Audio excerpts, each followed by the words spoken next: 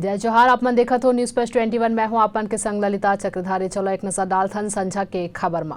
रायपुर ले रांची रवाना हुई झारखंड के विधायक 3 बस में रिजॉर्ट ले एयरपोर्ट ले जाए गई। काली विश्वास मत पेश कर ही गठबंधन सरकार। दिल्ली में सीएम भूपेश बघेल के हल्ला बोलिन हम किसानन के कर्ज माफ करथन ता ओला रेवड़ी बता थे। रायपुर ले यूपीए विधायक के वापसी थोड़ा देर में एयरपोर्ट ले सीधा सीएम आवास जाए के तैयारी। टाटा ग्रुप के पूर्व चेयरमैन साइरस मिस्त्री के निधन, रोड एक्सीडेंट में जान गई। मुंबई ले सटे पालघर में मुंबई अहमदाबाद हाईवे में हुई हादसा।